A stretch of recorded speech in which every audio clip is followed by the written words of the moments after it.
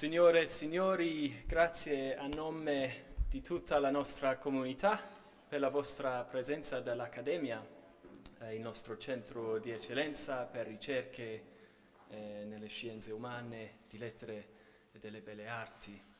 Accogliervi questa sera ci dà il più pieno piacere. Oggi farò la introduzione in inglese per non fare danni alla bella lingua italiana. Particolarmente mi vergognerei nella presenza dei più eminenti professori specializzanti nella letteratura e la parola italiana. It's a pleasure, a privilege and a joy to have Professor Carlo Caruso here with us this evening to deliver a keynote address, concluding what's been a valuable day's proceedings as part of a conference held here today at the BSR investigating diplomatici e letterati nel Settecento. It's been organised by Carlo Caruso together with Beatrice Alfonsetti and Silvia Tatti from La Sapienza, Francesca Fedi from the University of Pisa and Duccio Tongiorni from the University of Modena and Emilia-Romagna. We're very grateful to the five of you for pulling together this endeavour and very much looking forward to hearing about the outcomes of this fascinating inquiry. Carlo Caruso is currently Professor in the School of Modern Languages and Cultures at the University of Durham.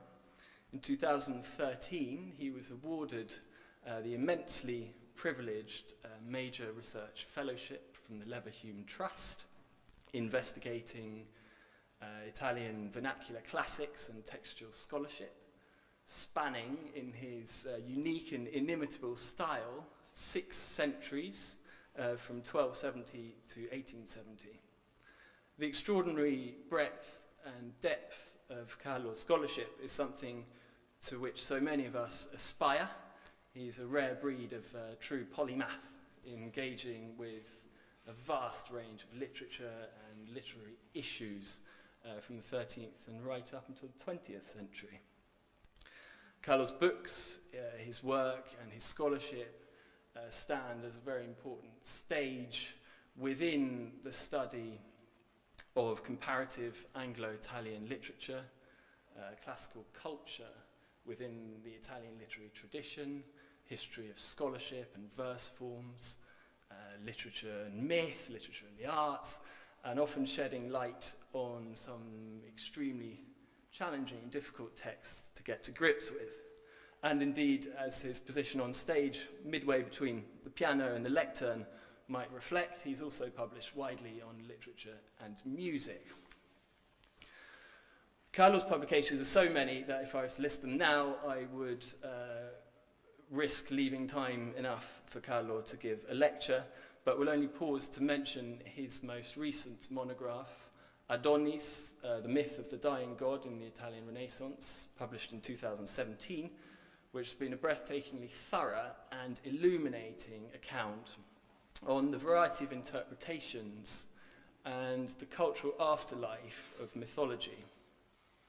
As well as his brilliant scholarship, Carlo's enthusiasm, his presence and his wisdom is valued by so many of us. He's a much cherished teacher, and we're delighted to have one of his many protégés as our Rome Fellow this year at the BSR. And we're extremely proud to have Carlo as a member of our faculty at the British School at Rome. And we're very grateful for all that he does in that capacity and for making the British School at Rome a great centre of Anglo-Italian literary studies. So please join me in extending a warm welcome to the consummate bookworm, scholar, friend, and the man who's become the very personification of Italo-British erudition that he studies, Professor Carlo Caruso.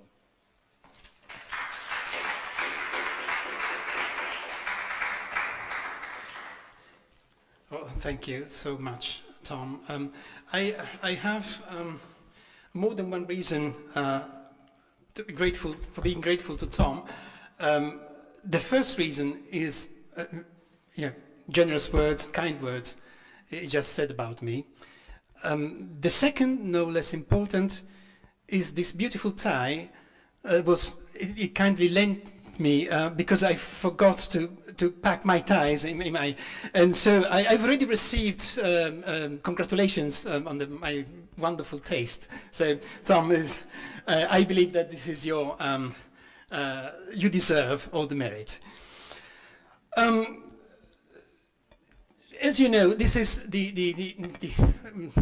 shall I say, the last talk of an intense research day for us, and which is about diplomatici e letterati in the 18th century.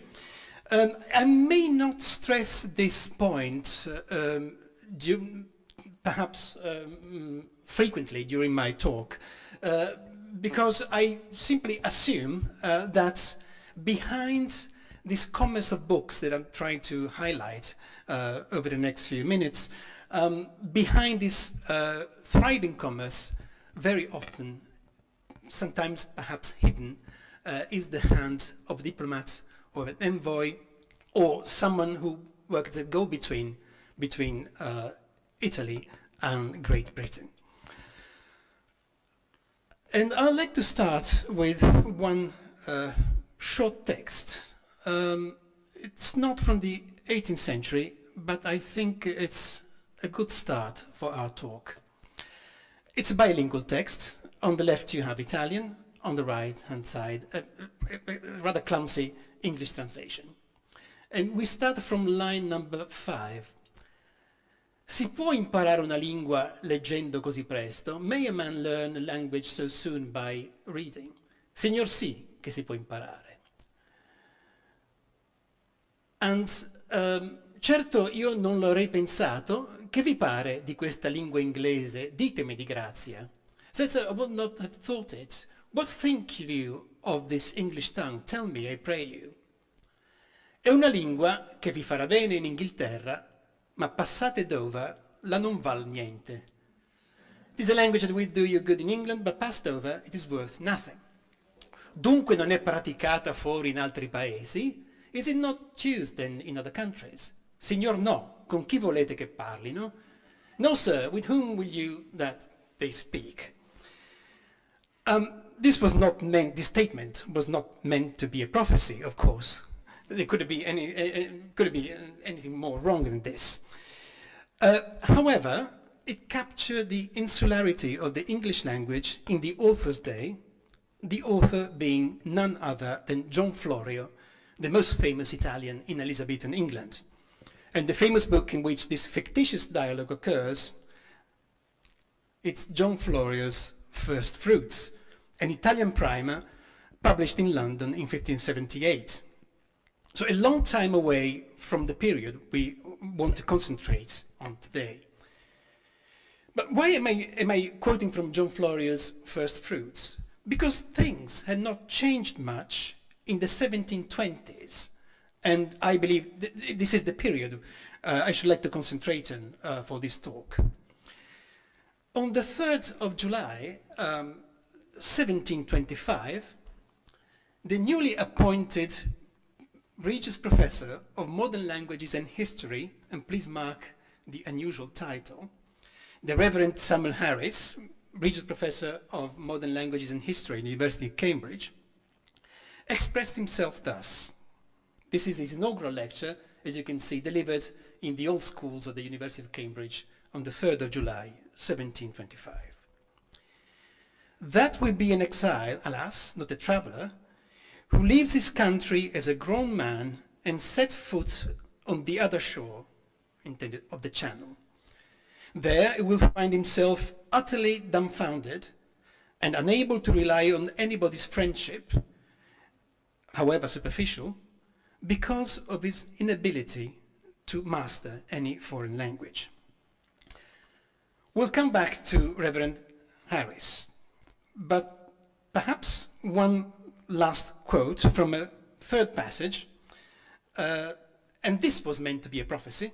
It is a letter written much later on in 1767 in response to another letter. The situation hadn't changed much. but a far-sighted correspondent could foretell a momentous change in the fortunes of the English language. The author was none other than, here on the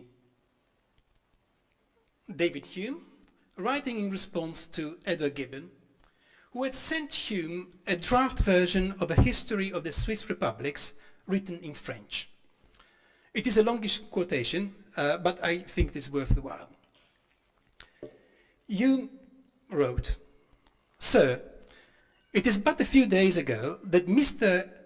Deverdun was a Swiss friend of Edward Gibbon, who at the time resided in Lausanne, in Switzerland, that Monsieur Deverdun put your manuscript into my hands, and I have perused it with great pleasure and satisfaction. I have only one objection, derived from the language in which it is written. Why do you compose in French and carry faggots to the wood, as Horace says with regard to Romans who wrote in Greek? I grant that you have a like motive to those Romans and adopt a language much more generally diffused than your mother tongue. But have you not remarked the fate of those two ancient languages in following ages? The Latin, though the less celebrated and confined to more narrow limits, has in some measure outlived the Greek and is now more generally understood by men of letters. Let the French, therefore, triumph in the present diffusion of their tongue. Our solid and increasing establishments in North America, where we need less dread the inundation of barbarians, promise a superior stability and duration to the English language." That David Hume ended up being right is, of course, another matter, another story. I am concerned with the date, 1767, and the fact that until then, and perhaps for quite some time afterwards, whoever ventured beyond Dover needed at least French, and in certain geographical areas and contexts, also Italian. And if we look at Italian in this context, the situation explains the remarkable success enjoyed by Italian grammars for English speakers during the period we have briefly highlighted. And there is a volume published by Lucilla Pizzoli, by the Accademia della Crusca in Florence, on Le grammatiche d'italiano per inglesi, 1550-1776. These grammars follow by and large their primers. It's the conversational dialogic model offered by Florio's First Fruits. And they were principally aimed at satisfying the basic needs of travelers, such as merchants, navy officers, wealthy and noblemen, presumably spies. And you can see that we are gradually moving into the sphere of diplomatic relations. I mean no disrespect, as the standard but unflattering definition of a diplomat remains that of Henry Wotton, the envoy of James I of Venice, according to which definition, an envoy or a diplomat is, and I quote, an honest man sent to lie abroad on behalf of his country. So a witticism that cost him dearly, by the way. However, moving as we do into the sphere of diplomatic exchange and more generally of higher cultural exchange, one realizes that primers like those of John Florio and its subsequent imitators came nowhere near to fulfill an entirely different set of needs. The attempt to establish, and I go back to the title page of this inaugural lecture given by the Reverend Samuel Harris in Cambridge. The attempt to establish a Regius Professorship in modern languages and history. Please note, I believe, is this? Odiernarum linguarum, modern languages, and histories, plural, and history. So modern languages and modern history. The modern languages bit was soon dropped and remained simply modern history. The Regius Professorship and modern history, both in Oxford and Cambridge, still thriving. But the chair was endowed with two lectureships in French and in Italian to assist students in their endeavors to come to grips with the contemporary political and diplomatic history of continental Europe, the Mediterranean, and the Near East. Because this was the point of having such two professorships in Oxford and in Cambridge. Lavishly funded, as the name suggests, by the crown, by the king. So Great Britain was now looking with increased interest on continental Europe after emerging victorious from a number of battles with France, Gibraltar, Minorca, Malplaquet, Blenheim. She managed to challenge the overpowering France of Louis XIV, Le Roi Soleil, the Sun King, and this carried, of course, new responsibilities in the new European setup. And as you all know, moreover, the new king, George I, was a German from Hanover, an Hanoverian. But then, of course, moving upwards, greater and profounder knowledge was then needed to initiate or expand existing relationships. As you may expect, knowledge of alien cultures primarily entailed a familiarity with the literary culture of the countries or areas in question. And there's a label that seems to emerge from the late 17th century and across the 18th century, and the label is one attached to a particular variety of books. These are called in Latin libri italici. So Italian books, it becomes more and more frequent, and this label designates specific sections of British libraries, both public or university libraries and patrician libraries. Its meaning may have been twofold. It concerns books either bought in Italy or written in Italian. But the deeper we move into the 18th century, the more frequent the latter meaning, books written in Italian, becomes. Already the famous Biblioteca di Biana, assembled by Sir Digby in the mid-17th century, was characterized by a sizable portion of books written in Italian. But more can be seen happening in the following century. I have mentioned Cambridge and 1724 as a crucial date for the fortunes of the teaching of Italian in Great Britain. So the chair in modern languages and modern history, and of course the two lectureships in French and Italian.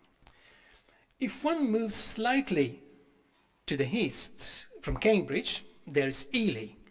And John Moore, Bishop of Ely, owned a collection of 30,000 printed books and 1,800 manuscripts, which when the bishop died in 1714, King George I purchased and subsequently donated to the University of Cambridge. The lion's share is inevitably for the academically strong subjects. And we may want to use the words of Goethe's Faust here, the four classical subjects of all universities: philosophy, juristerei, jurisprudence, medicine, medicine, and as Goethe says, en leider auch Theologie, and unfortunately, theology too.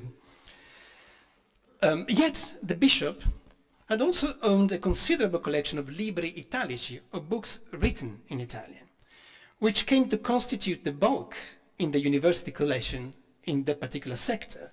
In Italian we will say lo zoccolo duro, almost the founding stone, if you like, of what is today's arguably perhaps the best academic library for Italian studies in the UK, so the University Library in Cambridge.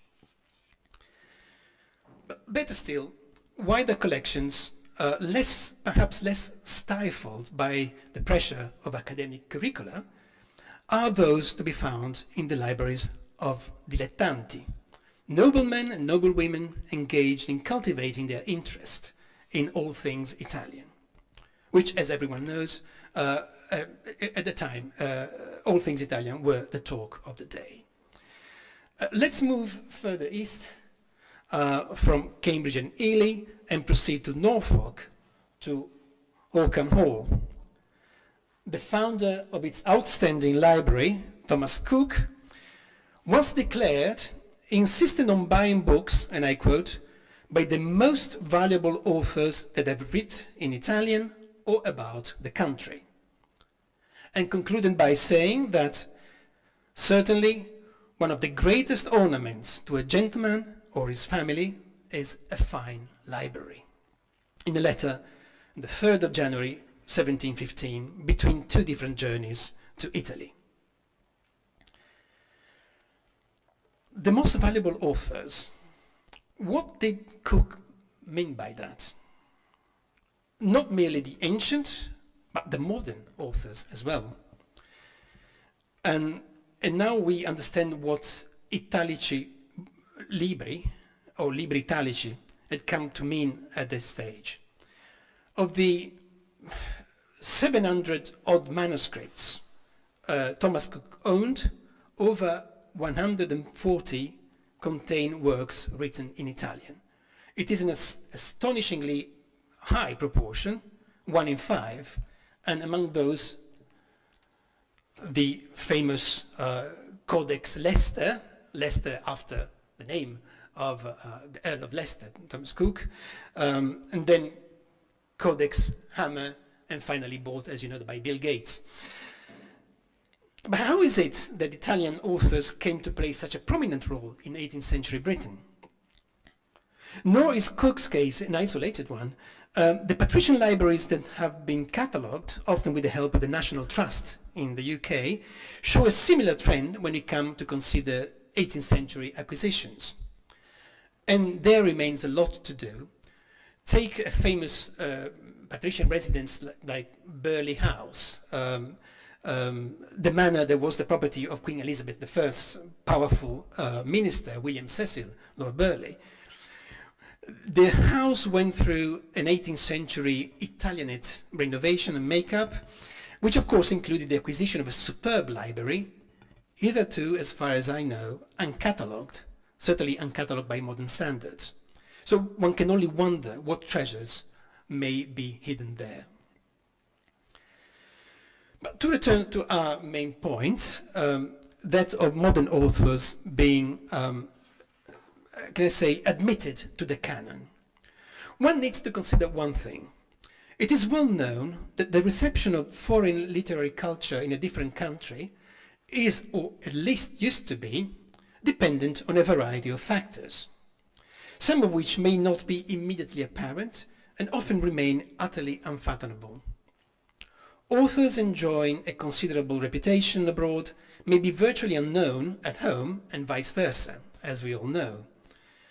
An illustrious scholar used to say that authors famous abroad and neglected back home ended up populating some sort of limbo, the limbo of authors good for exportation, where they tended to look somewhat misplaced anyway, but not good enough for consumption at home.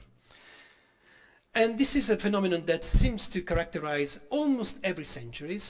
I dare say almost but one, and perhaps this century is indeed the 18th century. I'm sure it will still be possible to identify some such inhabitants of literary limbos in the 18th century as well, but nowhere as numerous as, for example, in the 16th or perhaps even the 19th century. And the reason may reside in the kind of general homogenization or standardization, and I'm saying this without any disparaging intention, of the literary taste, somehow promoted by a series of factors. Some dominant source somehow managing to impose or to achieve some form of general agreement of what a classic or what should be part of a canon, or what a classic is or should be, ought to be, and what a work, why a certain work should be part of the canon. We tend to describe this as perhaps neoclassical tastes, and which certainly help toward a general agreement over recognized and recognizable standards. Perhaps this is more evident than in any other field. In architecture, we all know about Neo-Palladianism in Britain in the 18th century, and in this respect we may want to see the famous picture of Lord Burlington and I believe a face that is very well known here at the BSR, William Kent, his favorite architect. Firstly, we need to consider that, of course, what makes the reputation of literature from a foreign language in a different country, in another country. We need to make a distinction, I believe, between living authors, living and perhaps even traveling authors to the country in question, for authors traveling from Italy, living authors traveling from Italy to the British Isles, and also long dead authors traveling to Britain in the form, or the British Isles in the form of books. Firstly, living authors of international reputation traveling to Britain represent an element of considerable importance when it comes to secure the reputation of frontline literature in another country. This habit of traveling to England has been known for the past 150 years as Anglomania. So when Britain became important, it became important to know what was happening in the British Isles, and continental readers became more and more interested in what was happening in the British Isles. And we have a long list of important travelers to the British Isles. I remember only one because it's a phenomenon that goes back to the second half of the 17th century. I remember only the name of Lorenzo Magalotti. You may have heard of him, the secretary of the Florentine Accademia del Cimento, the academy that perpetuated the legacy of Galileo through some of his best disciples, such as, for instance, Torricelli, the inventor of the barometer. And Magalotti, as I was saying, was traveling to Britain because of his scientific interests and the connections that were established back then between the Accademia del Cimento and the Italian academies and the newly founded Royal Society. One should consider authors also, further authors of international reputations. For instance, when we come to talk about Scipione Maffei, who visited Britain in the 1730s, he was the author of a famous tragedy, Merope, which was hailed as an ingenious as well as controversial revisitation of classical theatre, but also the author of a great masterpiece of 18th century erudite historiography, La Verona Illustrata. Voltaire called him the Italian Varro, le Varon italien. And whoever has read Gibbon's Decline and Fall may remember one of his memorable footnotes right at the beginning of the second chapter. Gibbon's footnotes are notorious for being charged with irony and occasionally vitriolic satire. But when he came to mention Maffei's work for the first time in his masterpiece, he wrote, "The first part of the Verona Illustrata of the Marquis Maffei gives the clearest and most comprehensive view of the state of Italy under the Caesars." So we're talking about Italy under the Caesars, the Roman provinces, and the title doesn't suggest anything of that kind. So it's a book of extraordinary richness, and of course that you have to read through in order to realize that. And with the same respect, Gibbon came to mention Maffei and the other great erudite of 18th century Italy, Muratori, in one go in another footnote. Again, another, quite surprisingly for him, respectful footnote.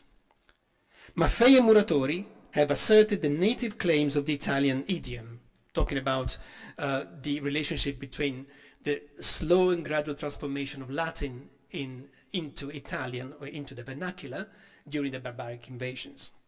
And this is the comment that Gibbon makes. The former, Maffei, with enthusiasm, the latter with discretion, Muratori, both with learning, ingenuity, and truth. On a lighter note, one should perhaps remember Francesco Algarotti and perhaps his great European success, il Newtonianismo per le dame. So Newton's optics explained to the ladies, or for the ladies. His not always friendly friend, Voltaire, gave an admirable description of Algarotti in his life of Frederick the Great, who was also Algarotti's good friend. Voltaire wrote, Algarotti, the son of a Venetian merchant, a singularly affable individual who traveled across Europe, knowing a bit of everything and leaving on everything the scent of his grace. Gracefulness of manners, wide information, versatile savoir-faire, and cosmopolitan levity, perhaps not entirely devoid of occasional shallowness. So briefly, the virtues and faults of the man of letters who is also a man of the world, moving with ease from one city or court to the next, never perhaps obtaining recognitions for extraordinary achievements, presumably beyond his reach, talking about Algarotti, yet receiving due acknowledgement for being the ornament of the circles and societies graced by his presence. And there is no doubt, there is no question that this book was extraordinarily popular. It was translated into many different languages, and certainly represented one of the first and most successful attempts to popularize the new science of optics in particular. Whoever has read Il Newtonianismo per le dame knows that it's a dialogue between a gentleman and a lady, le Marquise D, apostrophe E, and the Marquise D is was at the time Émilie du Châtelet, Voltaire's partner. And you may also know that the three worked together to support Newtonian optics against the theories of Descartes, the French philosopher, but they ended up splitting up. And in particular, Émilie du Châtelet was particularly cross about the way in which came forth in the dialogue, because she resented that Algarotti had placed in her mouth a rather silly application of Newton's law of gravitational attraction to matters of love. Algarotti said that given that gravitational attraction diminishes as the square of the distance, the Marquise D is made to wonder whether this cannot also be true of love. Thus, after 8 days' absence, love becomes 64 times less intense than on the first day. So in other words, Madame du Châtelet was seeing herself misrepresented as one of those privileged but shallow ladies who were making instruction in scientific topics, the new fashion of the day. And some of you may remember Pietro Longhi's the geography lesson, a young damsel taking geography lessons from various masters around her. And this was serious because Madame du Châtelet, much of her work is still unpublished today, perhaps the most controversial part of her work. And she was an accomplished scholar in letters, mathematics, and physics. And it was, in fact, Madame du Châtelet who taught Voltaire how to get to grips with Newtonian optics. But so, we just must go back to the question of libri italici. We've been talking about living authors who made for themselves a great reputation in the British Isles. But I believe that we may now take a very quick look at some of the texts that circulated in Britain. I won't focus on texts bought in Italy.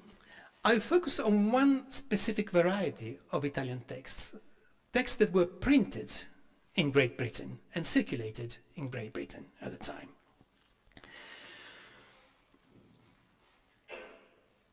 And this is a very curious title page.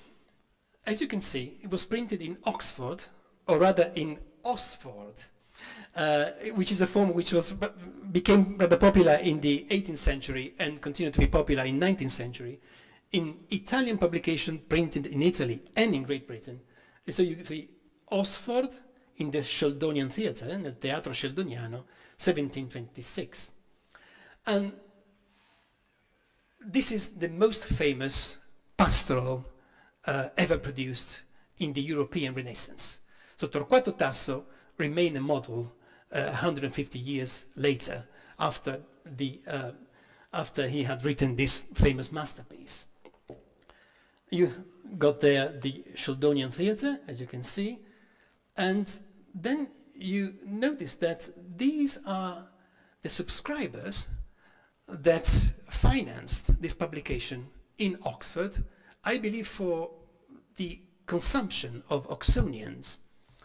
It's a long list of fellows, most of them, but you can see that, for instance, here, Mr. Gregory of Christ Church, Professor of Modern History, 9 copies. Mr. Wilmot, bookseller, 6 copies. So it must have been a pretty popular text, printed in Italian in Oxford. There are other interesting texts. The famous Cortegiano, Courtier, by Baldassare Castiglione, published, as you can see, in London, 1727. I wonder whether you can see that, but Samuel Harris, Professor of Modern History at Cambridge, is the Samuel Harris we're talking about his inaugural lecture. You find here Signor Niccolò Haim, who was the librettist of Georg Friedrich Händel, the great opera and oratorio composer. So these books were sold to a fairly wide range of readers in the British Isles, so for consumption in the British Isles. You can see that it's a bilingual edition, the Italian text in italics, and a new English translation printed in Roman type. Please note, a new version of the same into English, because clearly for any English reader to see an English edition of the Castiglione, the Courtier, would have expected to see Hoby's translation, a famous Elizabethan translation produced 150 years earlier on. Other texts.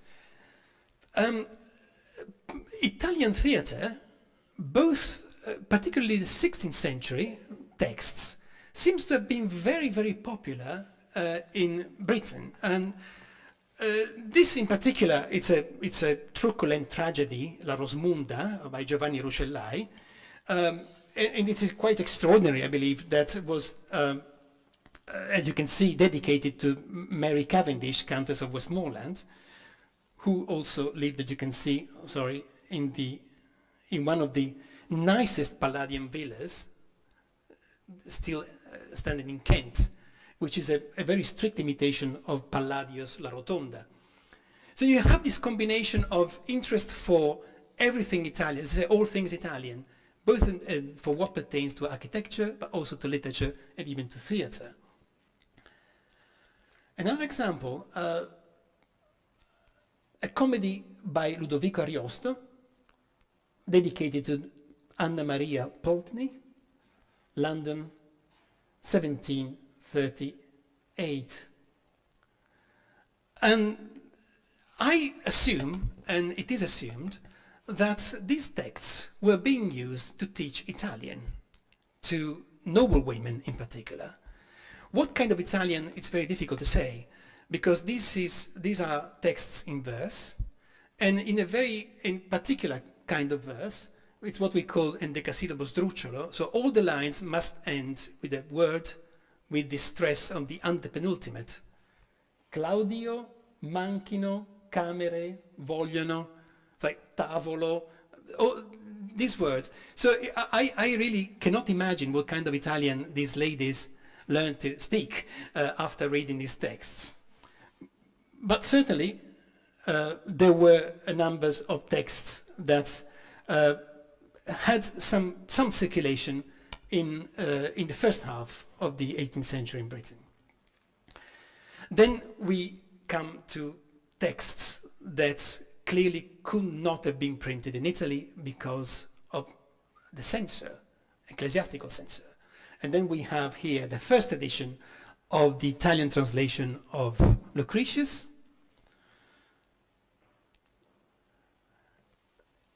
The very first edition, after more than 150 years, of Boccaccio's Decameron, according to what was then regarded as the best text. Again, not to be published in Catholic countries. And then also texts that were published there, as you can see, le opere burlesche, satiric poetry, and you can see also dedicated to Thomas Cook of Norfolk, the great, the owner of the great collection and owner of Oldham Hall. Then finally we come to luxury books. Several attempts were made during the century to produce books for book collectors. And it's probably at this stage that the great tradition of book collecting in Great Britain begins. Niccolò Haim, that name we noticed among the subscribers, here, Signor Niccolò Haim of Castiglione Scotia, decided that he wanted to publish the best, he wanted to imitate the famous edition of the Jerusalem delivered by Tasso that had been published in 1590. And he challenged himself to produce something better, bigger and better. And indeed succeeded in his attempt. This is the superb edition that he published in London in 2 volumes in 1724. And this may be regarded as the first 18th century edition, which were then later followed by the great Venetian editions, illustrated editions of the Gerusalemme Liberata, with engravings from drawings by Piazzetta, Tiepolo, and the great masters of 18th century Italy. And finally, perhaps these are the best known editions of all, produced in Birmingham, dai Torchi, by Guglielmo Baskerville.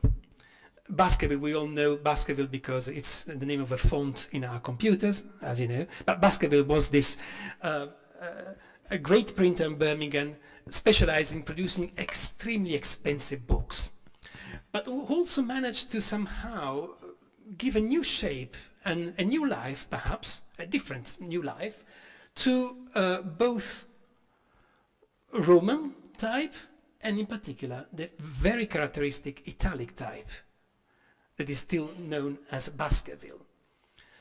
And perhaps it is interesting to remark, and I'd like to conclude on this point, that Baskerville somehow inherited the legacy of Italian typeface, both in its Roman and above all Italic version. But also Baskerville, as I said, specialized in producing extremely expensive books and inevitably failed tragically. But somehow his lesson did not get lost, because the Baskerville types were bought by a Frenchman, Monsieur de Beaumarchais, the author of The Marriage of Figaro, and was used to establish a printing house in Kehl. Why? To print Voltaire's works. But not just Voltaire. If we think about Alfieri, also he had his works published in Kehl. And somehow it's interesting how this came full circle somehow. Italian types, Roman and Italics, being readapted, changed somehow, when going through a sea change, if I may say so, however slight, yet decisive in Britain, then coming back to the continent, establishing this prestigious printing house in Kehl, but also influencing perhaps the two printers one French, one Italian, that came to exercise an immense influence over the rest of Europe. Didot in Paris and Bodoni in Parma. So we like to think that the circulation of ideas, but even of those very tools that are needed, badly needed, to circulate ideas and to make them, even on paper, more effective when one reads the words printed in that type. We like to think that the circulation of all these elements did contribute to make this continent perhaps one. Thank you.